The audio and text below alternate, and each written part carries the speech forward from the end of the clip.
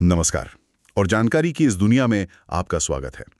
आज हम निर्माण में इस्तेमाल होने वाली कुछ ऐसी सामग्रियों पर थोड़ी गहराई से बात करेंगे जिन पर शायद रोजमर्रा में उतना ध्यान नहीं जाता, पर ये हैं बड़े कमाल की चीजें।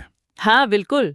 साथ ही एक मजबूत फर्श या दीवार बनाने की जो बुनियादी तकनीकें हैं उनको भी थोड़ा समझेंगे। हमारे पास जो स्रोत हैं वो थोड़े तकनीकी जरूर हैं, तो हमारा काम है इनमें छिपे ज्ञान को सरल और दिलचस्प बनाना। हाँ, कोशिश यही रहेगी। चलिए शुरू करते हैं। तो सबसे पहले बात करते हैं एडहेसिव्स की, चिपकने वाले पदार्थ। ये सिर्फ वो कागज चिपकाने वाले गोंद से तो कहीं ज्यादा है ना? बिल्कुल, ये असल में वो पदार्थ है, प्राकृतिक हो या सिंथेटिक, जो दो अलग अलग सतहों को आपस में जोड़ते हैं। ये कोहेजन से अलग चीज है। कोहेजन मतलब एक ही पदार्थ के कण आपस में चिपकते हैं, जैसे पानी की बूंदें। एडहेसिव का काम है दो अलग चीजों को जोड़ना। अच्छा। प्राकृतिक में जैसे पेड़ों का गोंद या रस हो सकता है, और सिंथेटिक में इपॉक्सी आता है। ये एक बहुत मजबूत रेजिन होता है। फिर साइलेंस है, एक्रेलिक है, ये सब। इनका मुख्य काम यही है कि सतहों को जोड़कर लोड सहने की क्षमता बढ़ा दे। अच्छा, तो इनका इस्तेमाल आजकल इतना क्यों बढ़ गया है? मेरा मतलब है रिवेट, बोल्ट या वेल्डिंग की जगह इन्हें क्यों चुने? देखिए, इसके कई कारण हैं। एक तो बड़ा फायदा ये है कि ये स्ट्रेस को, जो दबाव पड़ता है, उसे पूरी जोड़ी गई सतह पर फैला देते हैं। जबकि रिवेट या बोल्ट में क्या होता है, स्ट्रेस कुछ खास बिंदुओं पर ही केंद्रित रहता है। हाँ, सही कहा। इससे स्ट्रक्चर पर दबाव कम हो जाता है, और फिर इनमें जंग लगने का भी कोई झंझट नहीं होता। हाँ, ये तो है। और अक्सर ये लागत में भी कम पड़ते हैं। तो असल में ये एडेसिव्स सिर्फ चीजों को जोड़ने का कोई सस्ता तरीका ही नहीं है, बल्कि ये इंजीनियरिंग डिजाइन को भी बदल सकते हैं, क्योंकि ये स्ट्रेस को ज्यादा प्रभावी ढंग से फैलाते हैं। इससे हल्के और ज्यादा, कह सकते हैं, अनोखे स्ट्रक्चर्स बनाना मुमकिन होता है। लेकिन क्या इनकी मजबूती वक्त के साथ या मान लीजिए अलग अलग मौसम में बनी रहती है? हाँ। आपने रिवेट या बोर्ड से तुलना की, पर उनकी मजबूती तो दशकों तक परखी हुई है। क्या इन एडहेसिव्स की कोई कमियां भी हैं? हाँ, आपकी चिंता बिल्कुल जायज है। देखिए, तापमान बढ़ने पर कुछ एडहेसिव्स की स्थिरता, स्टेबिलिटी, थोड़ी कम हो सकती है, और इन्हें लगाने में भी ज्यादा सफाई और सावधानी चाहिए होती है। अच्छा। और सबसे बड़ी बात, बॉन्ड बनने में थोड़ा वक्त लगता है, जबकि रिवेटिंग या वेल्डिंग में जोड़ तो लगभग तुरंत तैयार हो जाता है। हाँ, वो तो है। इसीलिए चुनाव इस बात पर निर्भर करता है कि हमें उस जोड़ से क्या चाहिए, कितनी जल्दी चाहिए। दिलचस्प। और इनकी कौन सी प्रॉपर्टीज, गुण सबसे अहम होते हैं? मुख्य रूप से 4 प्रॉपर्टीज पर ध्यान दिया जाता है।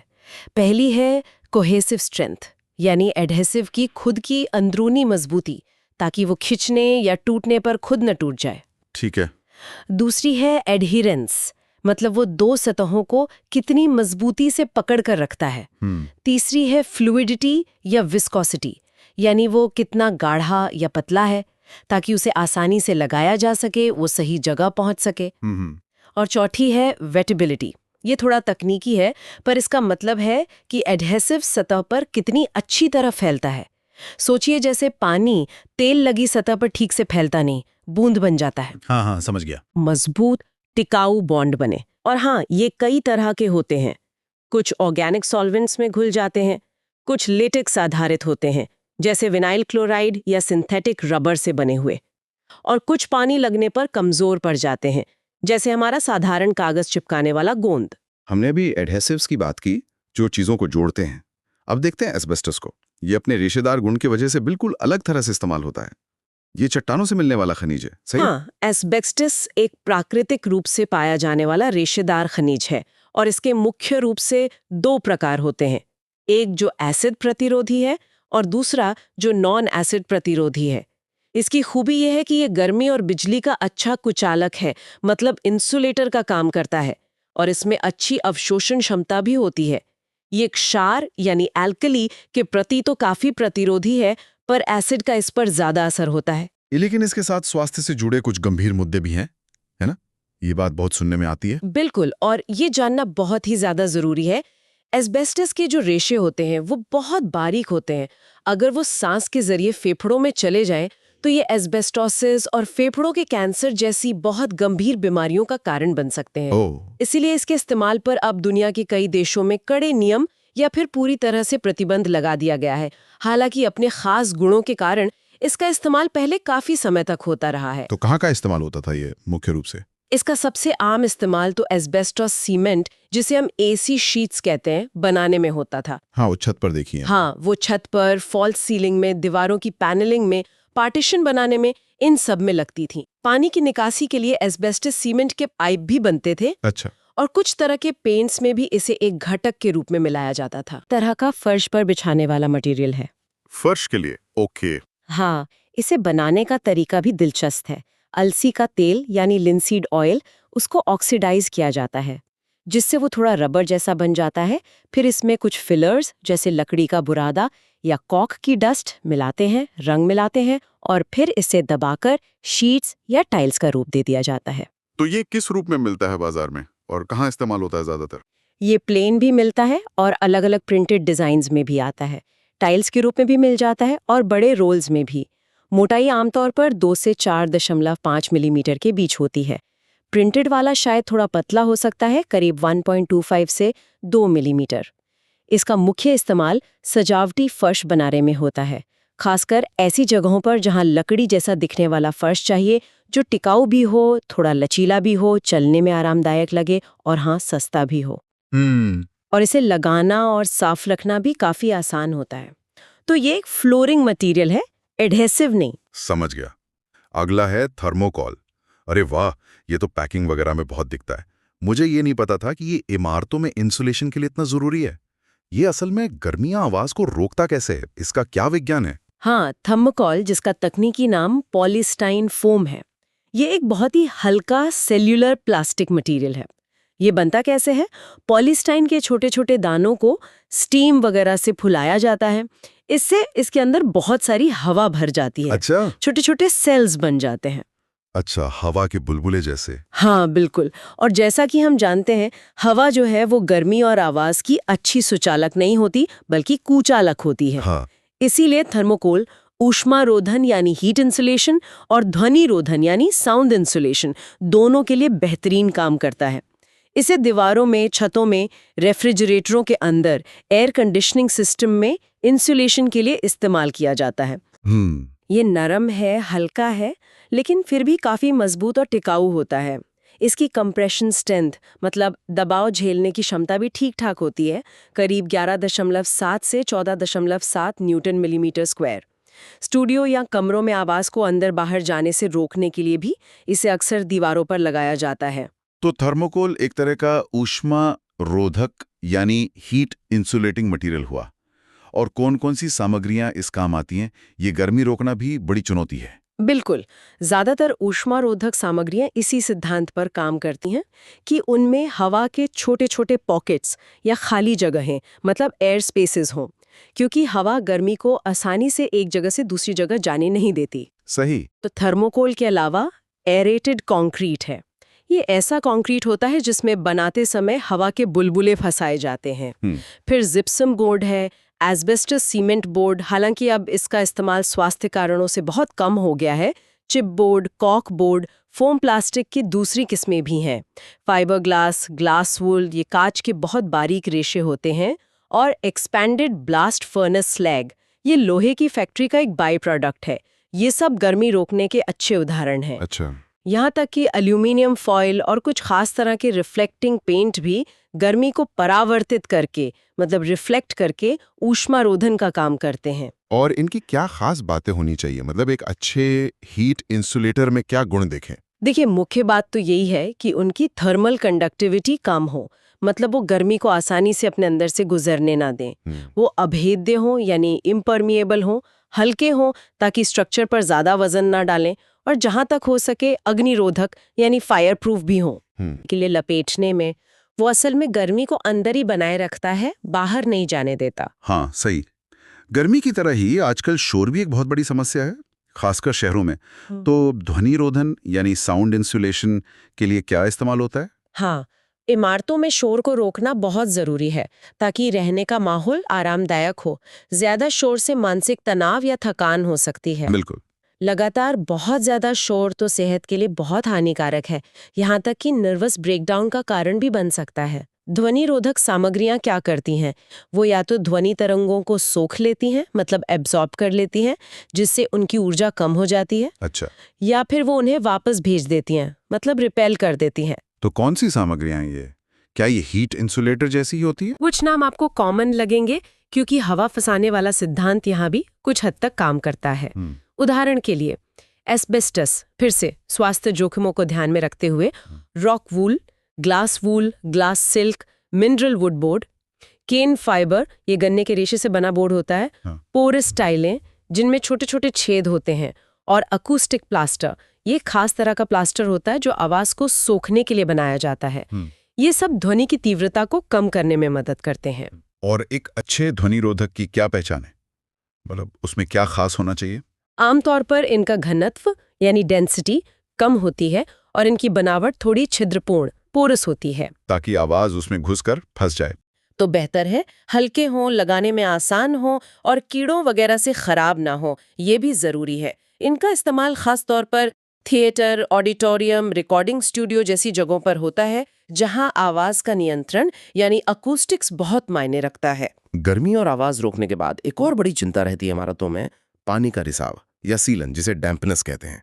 इससे निपटने के लिए जल रोधक सामग्री यानी वाटरप्रूफिंग मटेरियल्स होते हैं। बिल्कुल, और सीलन बहुत बड़ी समस्या है। ये न सिर्फ इमारत के स्ट्रक्चर को धीरे धीरे नुकसान पहुंचाती है, हाँ, वो पपड़ी वगैरह निकलने लगती है। हाँ, और इससे भी ज्यादा ये स्वास्थ्य के लिए भी बहुत खराब है, क्योंकि नमी में फंगस और बैक्टीरिया जैसे सूक्ष्म जीव पनपते हैं जो बीमारियों का कारण बनते हैं। तो जल रोधक सामग्रियां क्या करती हैं? वो पानी को इमारत के स्ट्रक्चर में घुसने से रोकती हैं। इन्हें हम मोटे तौर पर 4 श्रेणियों में बांट सकते हैं। अच्छा, कौन कौन सी? पहली है लचीली, फ्लेक्सिबल, जैसे प्लास्टिक की मोटी शीटें, बिटुलन यानी डामर जैसी दिखने वाली शीटें, या फिर पॉलीथीन की मोटी शीटें। ये आसानी से मुड़ जाती हैं और सतह के आकार के हिसाब से ढल जाती हैं। दूसरी है अर्ध कठोर, सेमी रिजिड, जैसे एस्फाल्ट की बनी हुई शीटें। ये थोड़ी सख्त होती हैं, लचीली वाली से ज्यादा। तीसरी है कठोर। रिजिड, इसमें वो मटेरियल आते हैं जो खुद ही काफी हद तक वाटरप्रूफ होते हैं, जैसे अच्छी क्वालिटी की खूब पकी हुई ईंटें, या बहुत घने पत्थर, या फिर अच्छी तरह बनाया गया वाटरप्रूफ सीमेंट कंक्रीट। और चौथी श्रेणी है ग्राउट। ये असल में सीमेंट का पतला घोल, मतलब स्लरी होती है। इसका इस्तेमाल दरारों, छेदों या जोड़ों को भरने के लिए किया जाता है ताकि पानी वहां से रिस न सके। समझ गया। अब बात करते हैं फाइबर्स यानी रेशों की। ये धागे जैसे होते हैं, ये भी निर्माण में काम आते हैं। हाँ, फाइबर या तो लंबे निरंतर धागे जैसे होते हैं जिन्हें फिलामेंट्स कहते हैं, या फिर छोटे छोटे अलग अलग रेशे होते हैं जिन्हें स्टेपल फाइबर कहते हैं। ये प्राकृतिक रूप से पौधों और जानवरों में पाए जाते हैं और इनमें काफी मजबूती होती है। इन्हें मुख्य रूप से 2 भागों में बांटा जाता है। प्राकृतिक, नेचुरल, इसमें आते हैं वनस्पति फाइबर जैसे कपास, जूट, पटसन, लकड़ी से मिलने वाले फाइबर जैसे नारियल का कॉयर, पशुओं से मिलने वाले फाइबर जैसे ऊन, रेशम, बाल, और खनिज फाइबर जैसे एस्बेस्टास, जिसके बारे में हमने बात की। ठीक है। और दूसरा है मानव निर्मित, कृत्रिम, मैन मेड, आर्टिफिशियल, सिंथेटिक। ये प्राकृतिक सेल्यूलोज या दूसरे सिंथेटिक रसायनों से बनाए जाते हैं, जैसे ग्लास फाइबर, जो प्लास्टिक के साथ मिलकर बहुत मजबूत कंपोजिट मटेरियल बनाता है, जिसे FRP कहते हैं। हाँ, सुना है इसके बारे में। या फिर ऑप्टिकल फाइबर, जो आजकल तेज इंटरनेट और कम्युनिकेशन का आधार है। ये भी एक तरह का फाइबर ही है। फाइबर से ही जुड़ा एक और शब्द है जियोसिंथेटिक्स। ये क्या चीज है? सुनने में काफी आधुनिक लगता है। ये वाकई आधुनिक सिविल इंजीनियरिंग की देन है। जियोसिंथेटिक्स मानव निर्मित सामग्रियां होती हैं जो आमतौर पे पॉलीमर से बनती हैं, जैसे पॉलीप्रोपिलीन, नायलॉन, PVC वगैरह। इनका इस्तेमाल जमीन यानी मिट्टी से जुड़े सिविल इंजीनियरिंग के कामों में होता है, इसीलिए जियो शब्द जुड़ा है। अच्छा, तो जमीन के कामों में कैसे? ये कई तरह के काम करते हैं, जैसे मिट्टी को मजबूती देना, इसे कहते हैं रीइंफोर्समेंट। 2 अलग तरह की मिट्टी की परतों को आपस में मिलने से रोकना, सेपरेशन। पानी को निकलने का रास्ता देना, ड्रेनेज। पानी को छानना ताकि बारीक मिट्टी बह ना जाए, फिल्ट्रेशन। नमी को रोकना, मॉइस्चर बैरियर। और पानी के रिसाव को कंट्रोल करना, सीपेज कंट्रोल। अरे वाह, इतने सारे काम। हाँ, इनका उपयोग सड़कों के नीचे, रेलवे लाइनों के नीचे, बांधों में, नहरों के लाइनिंग में, इमारतों की नींव में, ढलानों को स्थिर रखने में और यहाँ तक कि कचरा भराव क्षेत्रों में जहरीले रिसाव को रोकने में भी होता है। अच्छा, तो ये अलग-अलग काम करने के लिए क्या अलग-अलग तरह के जियोसिंथेटिक्स होते हैं या एक ही चीज सब काम करती है? नहीं, अलग-अलग कामों के लिए अलग-अलग तरह की जियोसिंथेटिक्स ज्यादा उपयुक्त होते हैं। मुख्य रूप से 4 प्रकार हैं। पहला, जियोटेक्सटाइल। ये कपड़े जैसी शीट होती है। ये बुनी हुई भी हो सकती है और बिना बुनी भी। ये सेपरेशन, फिल्ट्रेशन, ड्रेनेज और थोड़ा बहुत रीइंफोर्समेंट का काम करती है। दूसरा, जियोग्रिड। ये एक जालीदार संरचना होती है जिसमें काफी खाली जगह होती है। ये मुख्य रूप से मिट्टी की भार वहन क्षमता बढ़ाने और सड़कों या दीवारों को मजबूती देने के लिए इस्तेमाल होती है। मिट्टी इसके छेदों में फंसकर ज्यादा स्थिर हो जाती है। अच्छा, जाली जैसा। हाँ। तीसरा है जियो मेम्ब्रेन।